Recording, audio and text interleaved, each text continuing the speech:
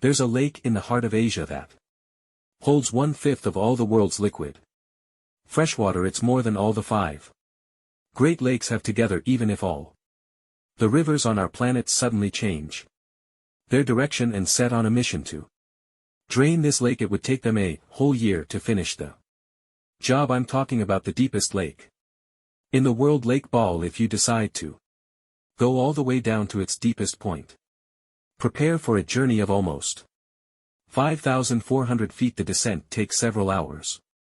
But the rift floor of the lake is way deeper, between 5 to 7 miles beneath the surface. It means it could be even further down than the Challenger Deep, which is the deepest known place on Earth. The amount of water it has would be enough for everyone on Earth to have something to drink for up to 50 years. This mighty giant of a lake replenishes its water completely every 383 years. Baikal has a great delivery crew of over 300 rivers and streams bringing their waters right in, and only one river flows out of Baikal, the Angara, which is headed straight for the Arctic Ocean. Baikal isn't only the deepest but also the oldest existing freshwater lake in the world. It formed at least 25 million years ago. It all began when the Earth's crust decided to play Tetris and created the lake and the surrounding mountains.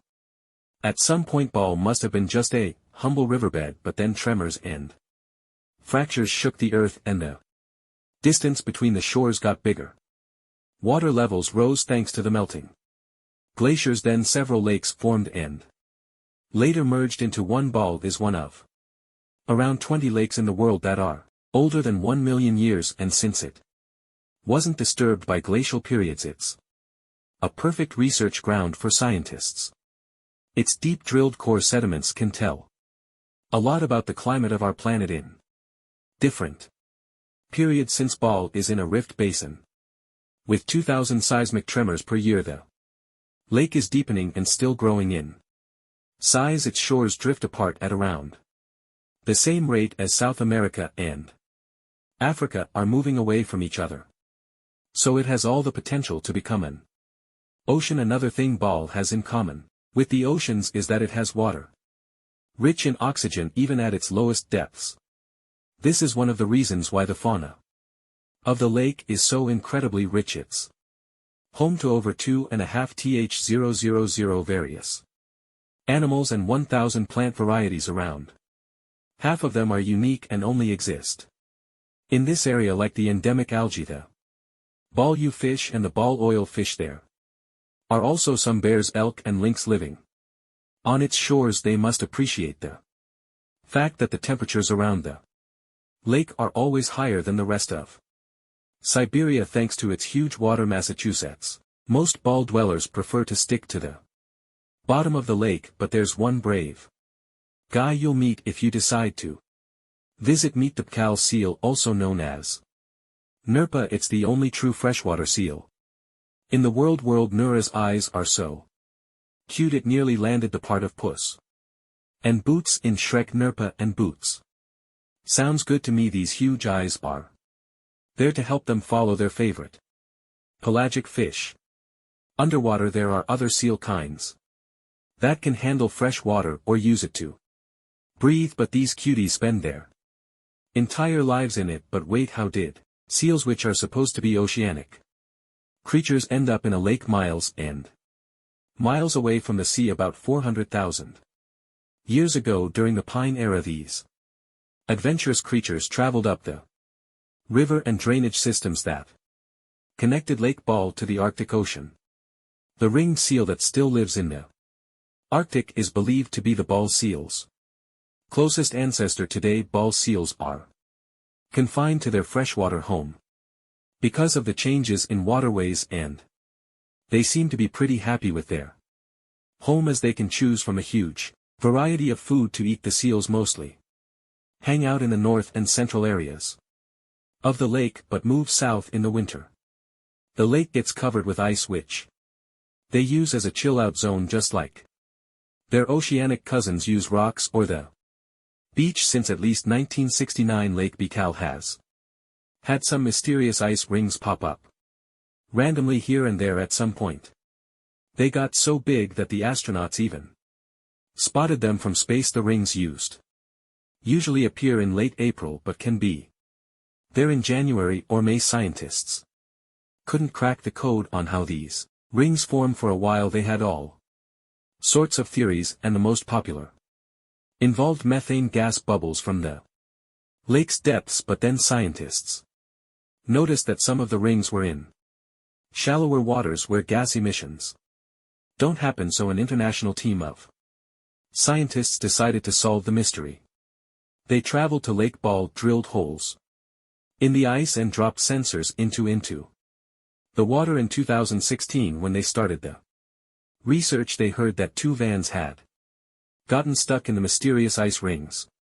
Once they had analyzed the data from the sensors, it turned out that the secret behind the rings was warm eddies flowing clockwise under its ice cover. The currents were less intense in the center of the eddies, so the ice above them was thicker at the edges. The waters of the lake are so clear that you can see some extremely deep parts up to over 130 foot down. This is thanks to the surrounding mountains that send off melting ice right in.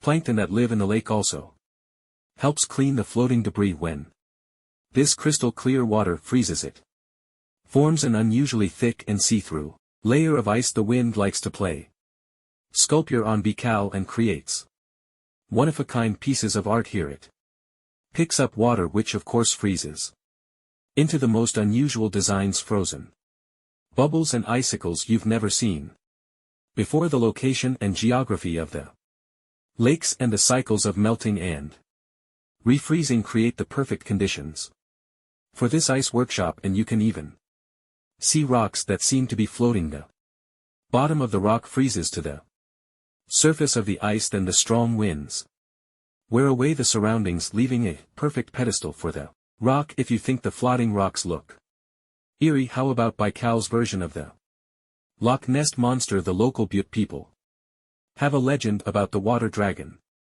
master that lives in the lake. A dragon is believed to be the most powerful creature living on Earth. In Asian mythology, they believe there are 4 dragons living in the 4 seas, each responsible for one of the cardinal directions. Baikal is the North Sea. In this story, the image of this dragon is supposedly etched in ancient petroglyphs.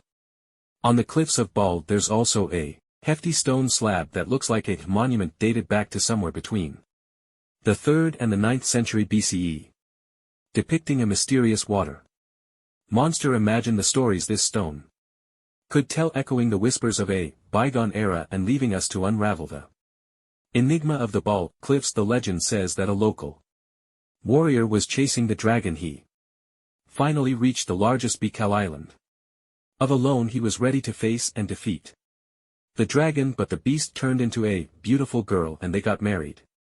That's one unusual twist to a classic defeat the dragon and take the girl story. So local legends describe that dragon as a giant sturgeon with an almost gator-like snout and armored body. In reality, the mythical monster must be one of the many huge fish living in the lake. They can afford to grow to several feet in length thanks to the high levels of oxygen in the water.